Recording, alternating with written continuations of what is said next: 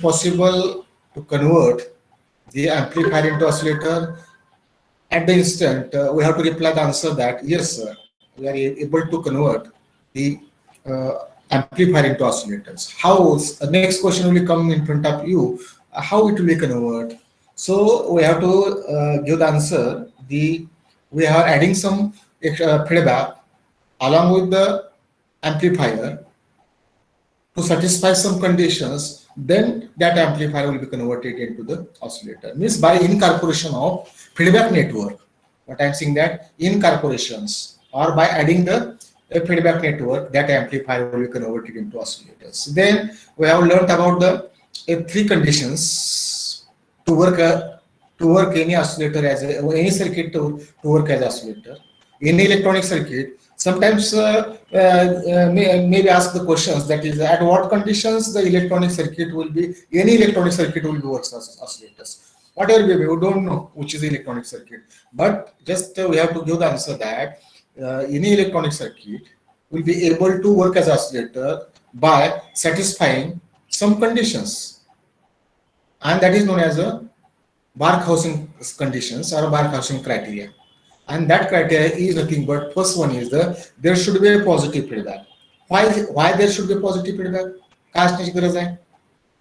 तर positive feedback आल्यानंतर काय होतं, इनपुट वाढतं, इनपुट वाढलं की आउटपुट वाढतं, आणि आउटपुट वाढला की गेन वाढतो, and the gain will be increased inherently, and the gain is likely to be uncountable. It is a very high gain. म्हणजेच त्यावेळेस जर गेन व्हेरी हाय असेल किंवा इन्फानाइट असेल, ह्यूज असेल, तर at the same time the circuit will be goes unstable. Unstable म्हणजे the circuit start oscillating. So this is the concept of the positive feedback. म्हणजे पॉझिटिव्ह फीडबॅकची गरज काय आहे की पॉझिटिव्ह फीडबॅक जर दिला तर इनपुट वाढतंय, आउटपुट वाढतंय, म्हणजे गेन वाढतो, आणि गेन असा वाढला पाहिजे it should become a very infinite. Ideally it should be infinite किंवा व्हेरी हाय असला पाहिजे, इट हाय फ्रिक्वेन्सी, आणि त्याच्यामध्ये सर्किट काय होतं, ऑसिलेशन होतं, आणि ते circuit will be the unstable. आणि ज्यावेळेस सर्किट अनस्टेबल असतं तर ते सर्किट काय करतं, ऑसिलेट करतं, लिनियरली काम करत नाही, अनस्टेबल राहतं, एकाच वेळेस खालीवर होतं असं. And second condition is that circuit will be generate or produces 360-degree phase shift around the closed loop. म्हणजे त्या फेज शिफ्ट ज्या सर्किटच्या क्लोज लूप मधला फेज शिफ्ट किती असला पाहिजे, इनपुट आणि आउटपुट मधला 360 डिग्री असला पाहिजे. म्हणजे आपल्याला काय मिळते, एखादी पिरियडिक वेव्ह मिळते, that may be sine wave, that may be square wave, whose time period is 360 degree. Well, this is second condition. And third condition is that the gain AV म्हणजे what is AV? AV nothing but voltage gain of the oscillator, and beta is nothing but feedback factor.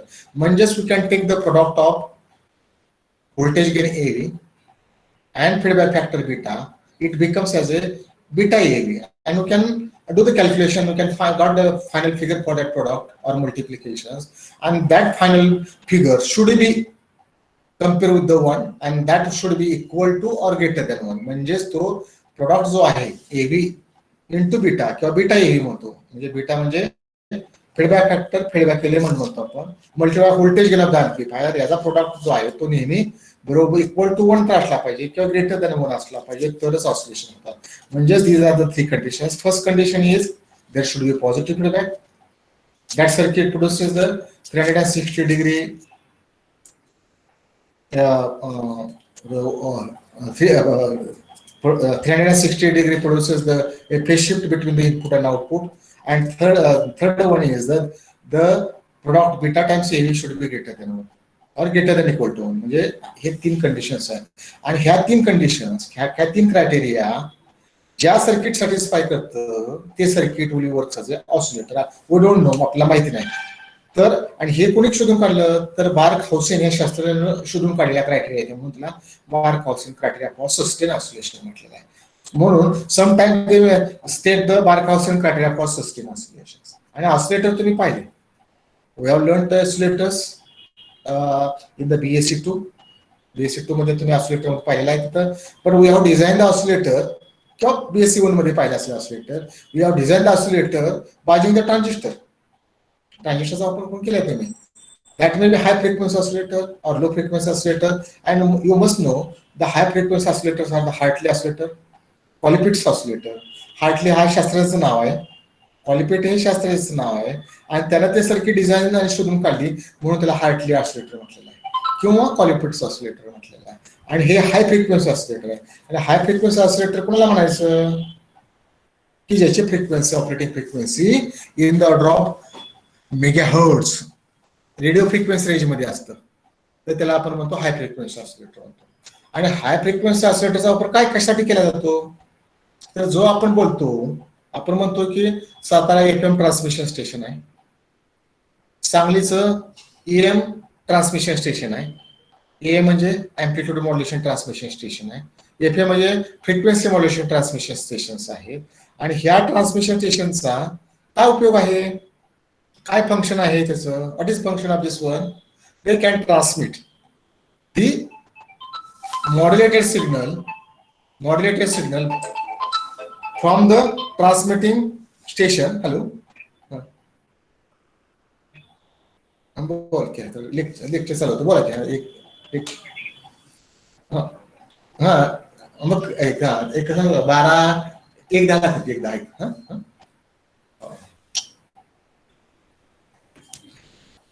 तर ते जी transmission station आहेत, AM transmission station Sangli, FM transmission station Satara. What is transmission station?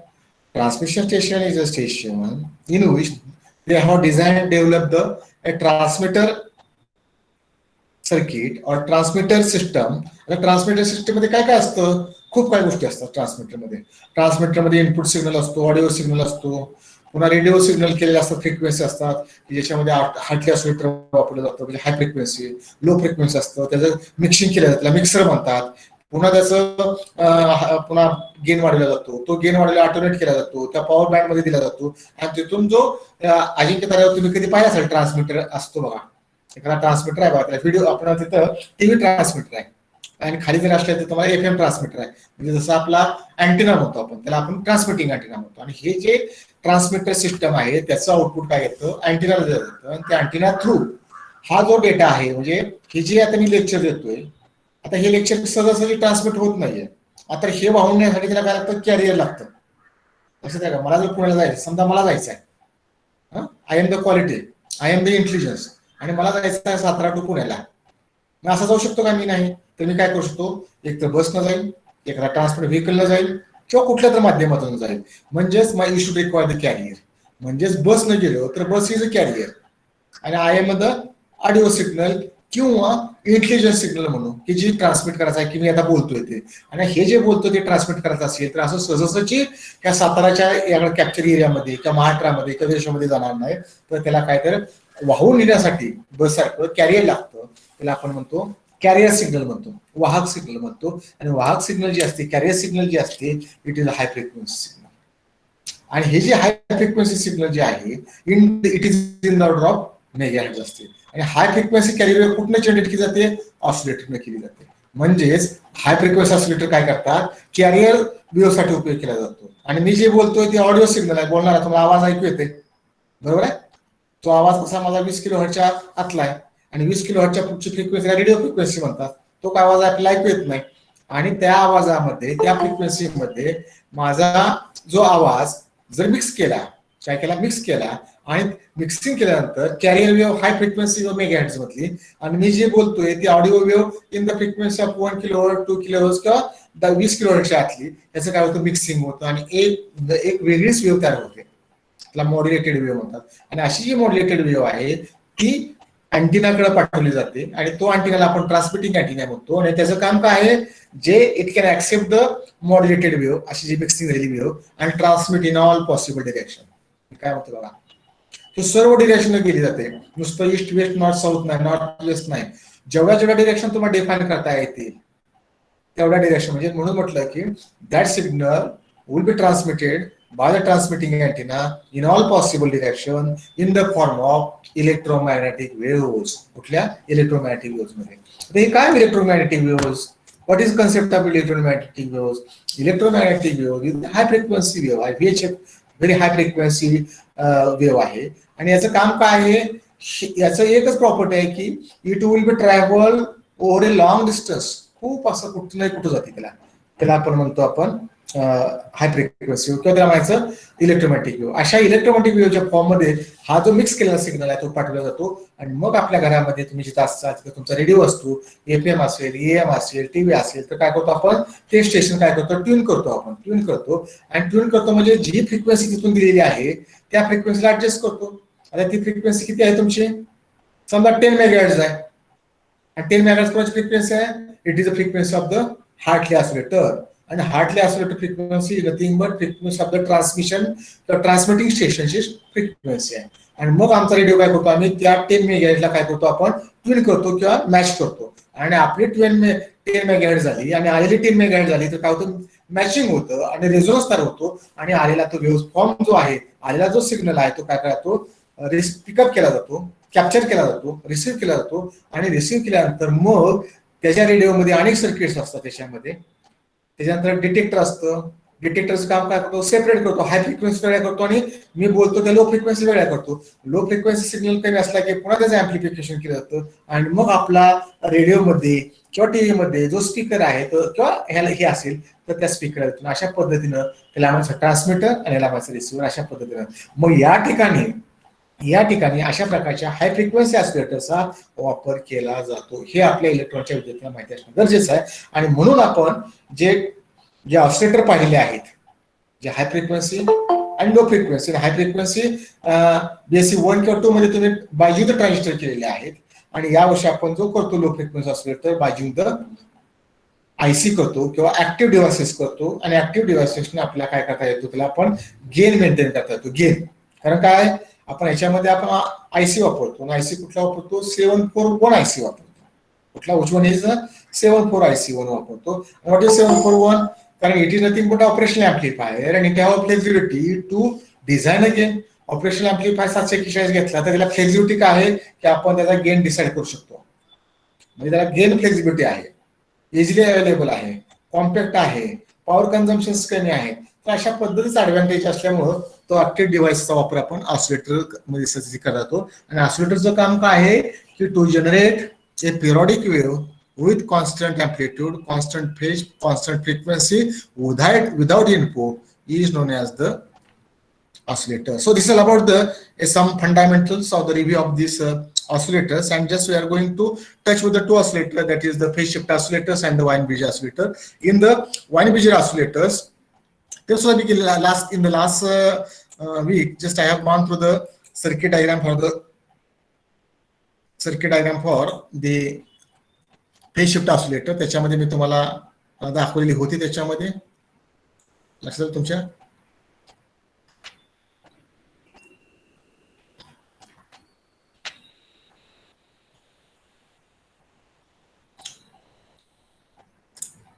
Okay, square झाला, triangular झालेला आहे आपला. आता आपण जो पाहत होतो हे पाहिलं होतं आपण, एक minute. I have shared the screen, my screen. Okay. Sine wave generator आपण हे पाहिलं होतं. Shubham, am I audible and is it visible? Yes, sir. Okay, no problems. So already I have gone through this one, that is amplifier and the feedback circuit in the last time. Just I have taken the flash on this particular article, that is amplifier, how converted into oscillator by including the feedback circuit. हे सांगितले मी तुम्हाला, feedback theory सांगितली त्याच्यामध्ये आहे. त्याच्यानंतर आपण हे हा सुद्धा पार्ट आपण पाहिला आपल्या याच्यामध्ये की, so this also part we have scene.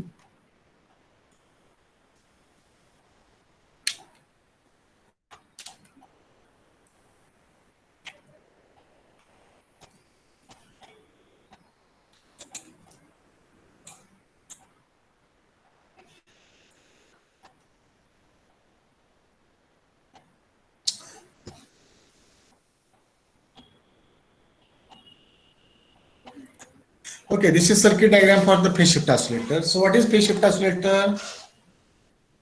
The name itself suggests that. बघा त्याचं नाव सांगतंय आपल्याला, phase shift. That means there is a phase difference between the input and the output, so that that oscillator is known as a phase shift oscillator. म्हणजे that this is the electronic circuit. What I'm saying, this is the electronic circuit. Just I have designed. Okay, this is a design, and that circuit will be produces a periodic wave or sine wave with constant amplitude, constant phase, constant frequency, so that this is known as a phase shift oscillator, and that circuit uses the a phase shift phenomena, phase difference phenomena to generate the oscillations or to generate the wave, so that oscillator is a phase shift oscillator. And yesterday, in the last week, I have elaborated that this circuit have two parts. That is, the first one is this half part is there, half part one side. This is nothing but amplifier circuit. Non-inverting terminal is shorted to the ground. Okay, inverting terminal is there. We are applying the input from this feedback circuit to the inverting, and this is feedback resistors. So that amplifier is known as a feedback amplifier. जैसे मी म्हटलं की हा feedback amplifier झाला. And second circuit is nothing but this is the a feedback circuit. Okay, this is a feedback circuit which have a feedback factor beta. This is the VF and this is the V0 dash and this is the V0. There's some part of this output is coupled to the input. Okay, this is the input side, and that output, that this some part is nothing but it is a PO dash, and this PO dash will be acts as an input to this circuit, and this is nothing but feedback network, and the feedback network is formed by CR network. म्हणजे बघा, पहिल्यांदा कुठला आहे capacitor आणि resistor, दुसरा काय capacitor आणि resistor, तिसरं काय कॅपॅसिटर आणि रेजिस्टर्स. म्हणजे it can have 3 CR combinations, 1 2 3 CR combinations आहे, आणि each combinations will be produces a phase shift of 60 degree. इथं केलं पुन्हा हा 60 डिग्री, हा केला टोटली 60 डिग्री केला, आणि टोटली हा जर झाला तर 180 डिग्री झाला, आणि हा 180 डिग्री. मला काय सांगायचं होतं की जर मी अशी सिग्नल अशी दिली, पॉझिटिव्ह दिली, बरोबर आहे, तर आम्हाला आउटपुट काय मिळतं इथं अशी मिळते. याचा अर्थ काय झाला, हे पॉझिटिव्ह हाफ सायकल झाली, हे निगेटिव्ह हाफ सायकल. आणि एका हाफ सायकलला किती असतं, 0 to पाय म्हणतो, पाय म्हणजे किती झालं 180 डिग्री झालं. तर हे उलटी मला मिळाली इथं, म्हणजे फेज शिफ्ट किती आला 180 झाला, परंतु हा निगेटिव्ह, पॉझिटिव्हचा काला निगेटिव्ह आला. मग अशी निगेटिव्ह सिग्नल जर मी इथं दिली तर बघा, हे निगेटिव्ह सिग्नल इथं दिली हाफ सायकल, निगेटिव्ह म्हणजे असं आलं लक्षात तुमच्या, म्हणजे सरणे अर्धच का खाली म्हणणार आहे, असा वेव्हफॉर्म येतो किंवा हे असा. तर ही जर तुम्ही इथं निगेटिव्ह दिली, ही सिग्नल निगेटिव्ह असेल, ही निगेटिव्ह सिग्नल इथं दिली, आल्या का, हे निगेटिव्ह आहे कारण का हे आउटपुटला निगेटिव्ह आलेलं आहे, हे निगेटिव्ह सिग्नल दिली, तर ह्याच्यातनं गेल्यानंतर हे निगेटिव्हचं 60 180 झालं, मग इथं तुम्हाला काय मिळते, मला सिग्नल पॉझिटिव्ह मिळते. कुठली मिळते, पॉझिटिव्ह, म्हणजे अशी पॉझिटिव्ह मिळते, आणि ही पॉझिटिव्ह सिग्नल इथं दिली. म्हणजे ह्यानं किती झाला, याच्यामध्ये किती झाला 180 डिग्री फेज शिफ्ट झाला, आणि याच्यामध्ये किती झाला 180 डिग्री झाला, आणि टोटल लूप किती झालं बघा. इथनं जर सुरुवात केलं, लूप इथनं चालू झालं, आउटपुट पुन्हा इनपुट, पुन्हा इनपुट, पुन्हा इनपुट, पुन्हा इनपुट, आणि पुन्हा it is called the close loop. आणि या क्लोज लूपचा फेज डिफरन्स, फेज अँगल किती झाला 180 degree plus 180 degree is equal to 360 degree. हा टोटल फेज शिफ्ट झाला. हा तुमचा इन्व्हर्टिंग ऍम्प्लिफायर मुळे झाला, आणि हा तुमचा फीडबॅक नेटवर्क मुळे झाला, FN मुळे नेटवर्क झाला, लक्षात आलं का, आणि टोटली 360 झाला, बरोबर. तर अशा पद्धतीनं they can produces the phase shift of the 360 degree. आणि 360 डिग्रीची जर आपल्याला वेळ मिळाली तर याचा अर्थ काय झाला, 30 वेव्ह काय झाली, पिरियडिक वेव्ह झाली. पिरियडिक वेव्ह झाली म्हणजे त्याचं अँप्लिट्यूड कॉन्स्टंट असतं, त्याचा फेज कॉन्स्टंट असतो, हे सगळं कॉन्स्टंट त्याच्यामध्ये असतं. तर ही these are the conditions for this one.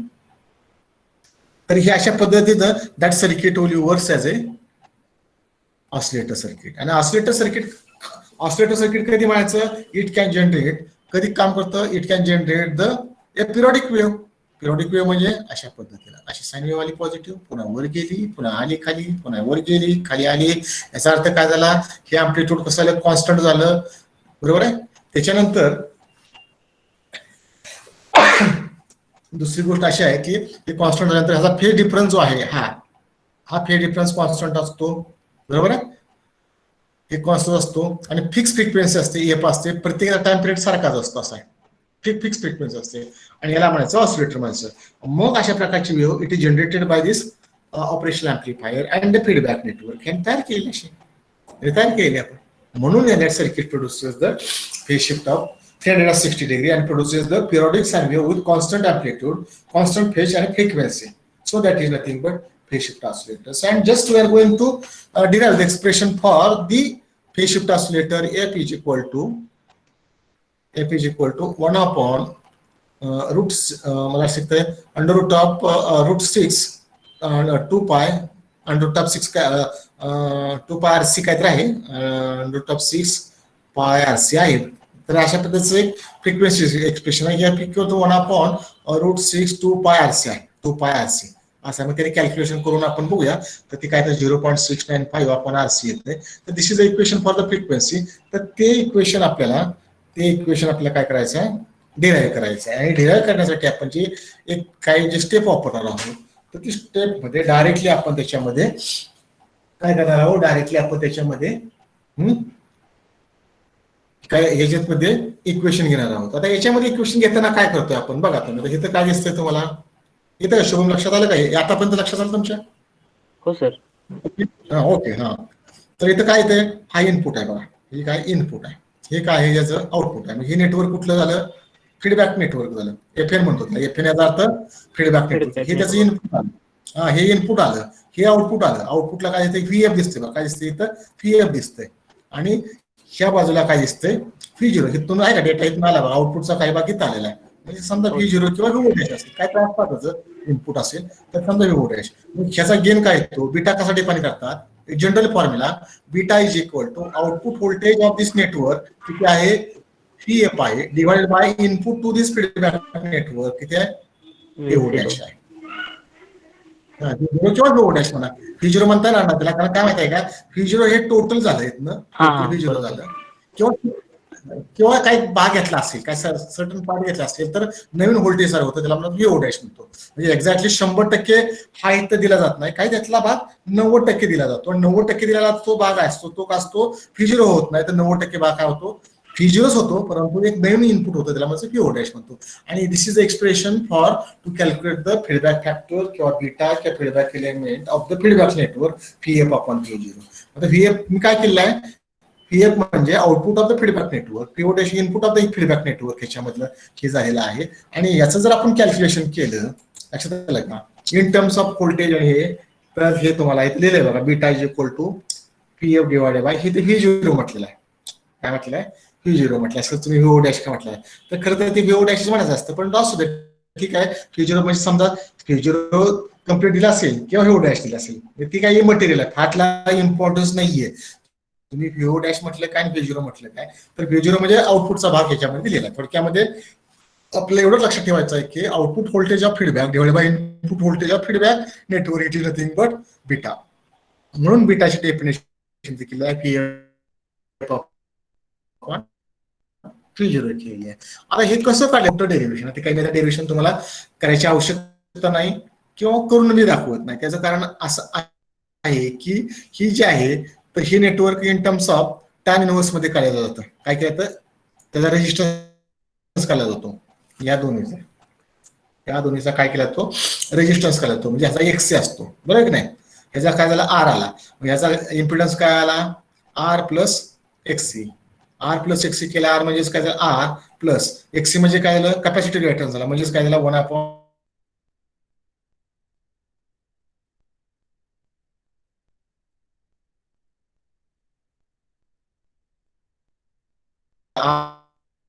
R J omega C plus 1 divided by impedance बघतात ह्याचा इम्पिडन्स बघतात.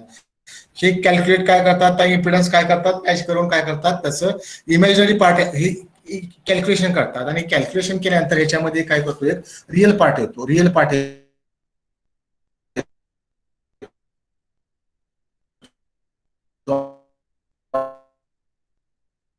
आणि एक इमॅजिनरी पार्ट येतो जे एक्स म्हणा आलं लक्षात. तर ह्याच्यामध्ये जर एखादं सर्किट म्हणून काम करायचं असेल तर हा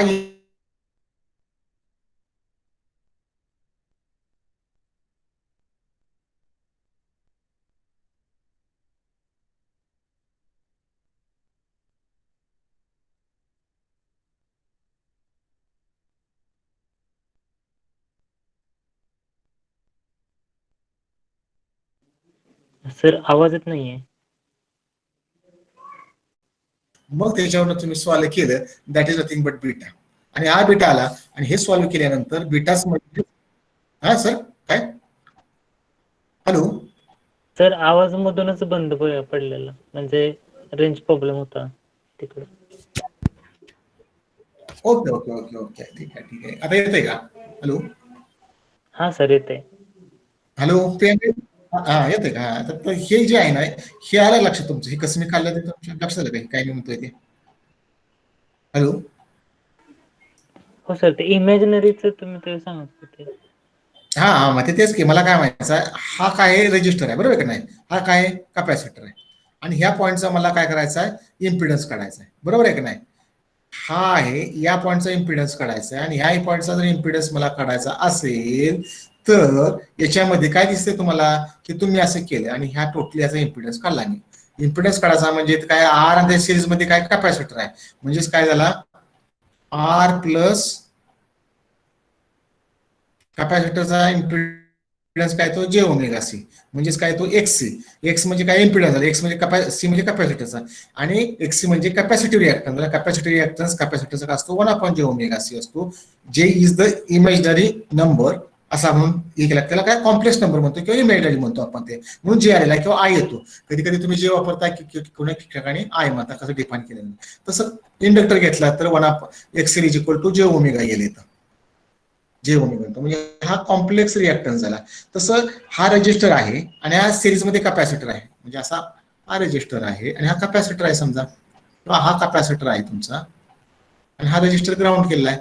मग हा एक्सी झाला आणि हा आर काढला, ह्याचा इम्पिडन्स मी टोटल काढला दोन्हीचा सिरीजमध्ये आल्यानंतर R1 अधिक R2 केला, म्हणजेच हा एक्सी प्लस आर केला आणि ह्याच्यावरनं हे तयार केलं बरोबर आहे का.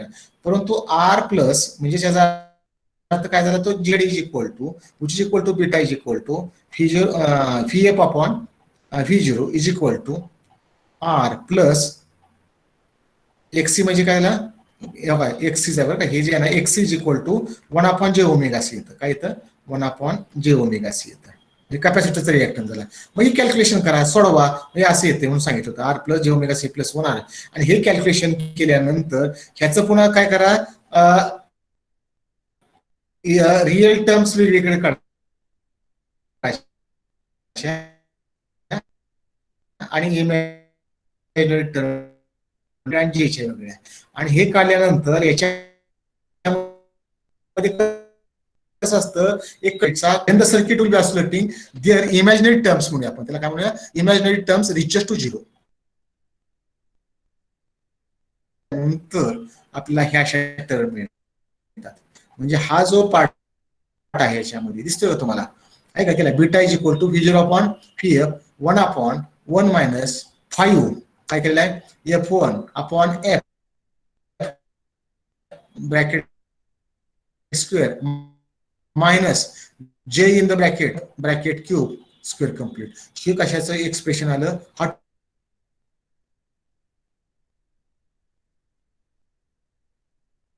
हे करून दाखवत नाही, फक्त ते कसं काढलंय ते कसं काढलेलं आहे हे काढलंय. Beta upon V F upon V zero हे झालंय, व्ही एफ म्हणजे घेतलं व्होल्टेज हे व्होल्टेज, हे व्होल्टेज फॉर्म झालं. मग त्याच्याच in terms of the component मध्ये हा तुमचा आहे का एक्सी झाला, हा एक्सी झाला, हा एक्सी झाला, हा आर झाला, हा आर झाला, आर झाला. आणि ह्याचा काय करायचा इम्पिडन्स काढायचा, टोटल काय करायचा नेट इम्पिडन्स काढायचा, झेड काढायचा आणि तो काय करायचा रिअल पार्ट आणि इमॅजिनरी काढायचा आणि रिअल आणि इमॅजिनरी पार्ट केल्यानंतर आणि सोडल्यानंतर हे जे इक्वेशन आहे ना, हे इक्वेशन सोडल्यानंतर हे तुम्हाला इक्वेशन मिळतं. कुठलं हे इक्वेशन मिळतं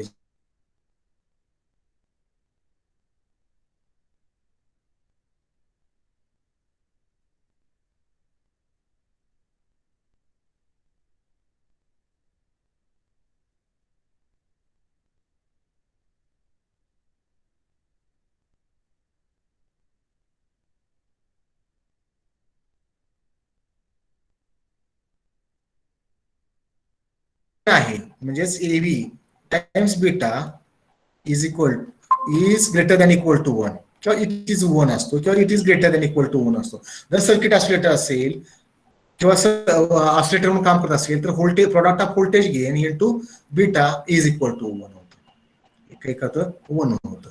आणि बीटा शुड बी रिअल, इथं काय होतं, beta should be real and imaginary term is in the equation must be equal to zero. म्हणून मी तुम्हाला म्हटलं की सर्किट जर ऑसिलेट होत असेल तर imaginary terms they went to the they reaches to the zero.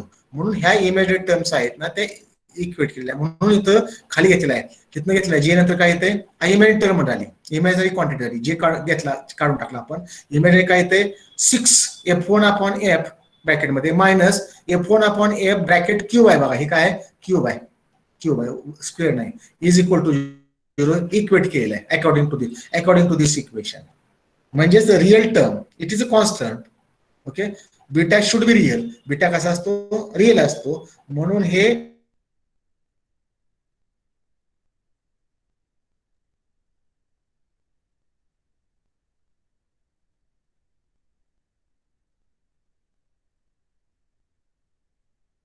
Compare to zero, म्हणून बरोबर इथे झिरो केलेला आहे. मग झिरो केल्यानंतर हे इक्वेशन आलं, आणि इक्वेशन आल्यानंतर मग हे सोडवा तुम्ही. याला काय मॅथमॅटिक्स आहे, याला काय f1/f काय तुम्ही हे केलेला एफ ची किंमत काढायची आहे. काढायची किंमत काढायला तुम्हाला एफ काढायची आहे, किंवा हे इकडे न्या, हे इकडे न्या, हे इकडे न्या, हे इकडे न्या, बरोबर आहे.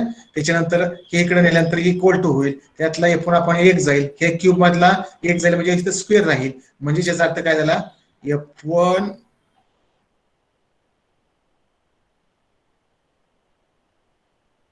हे इकडे गेलेलं ना, हे इकडे गेलेलं आहे, म्हणजेच काय झालं 1/6 झालं. आणि हे तुम्ही काय करा, एफ ची इकडे घ्या, 6 इकडे घ्या, असं काय असेल ते तुमचं काय केलंय बघा, आहे का. F is equal to f0, F is equal to इथे केलंय f1/f is equal to √6, sorry f1/f is equal to इकडे नंतर √6 होतं.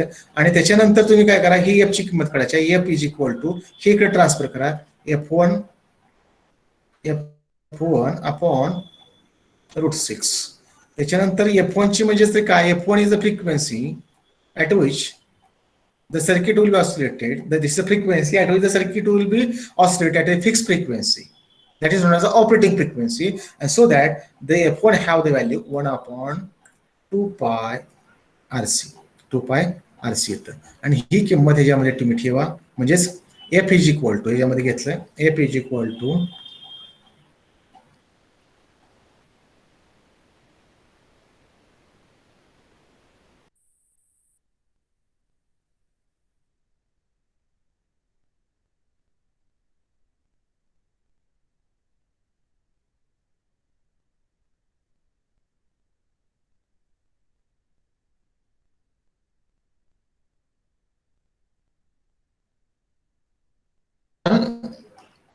upon f is equal to √6, and you have to calculate the value of f0 is equal to f is equal to असं येईल f1/√6.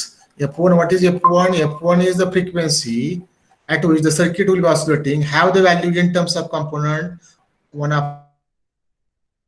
तसे. मग ही किंमत ठेवायची, f1 ची किंमत ठेवली म्हणजेच 1/√6 इंटू 2 पाय RC केलं. आणि हे कॅल्क्युलेशन तुम्ही केलं, हे केलं बघा, हे कॅल्क्युलेशन तुम्ही केलं, स्क्वेअर रूट घेतलं.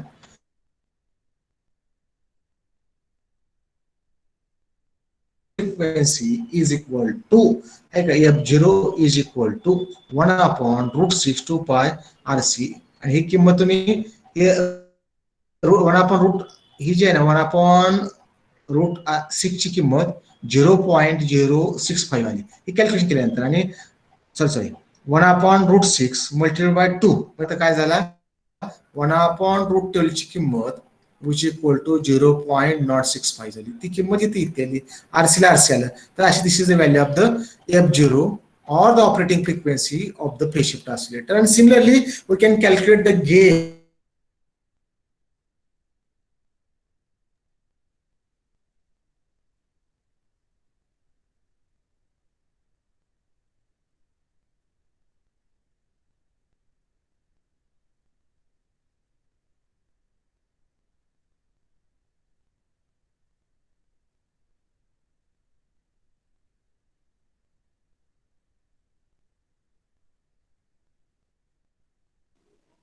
सर आवाज येत नाहीये.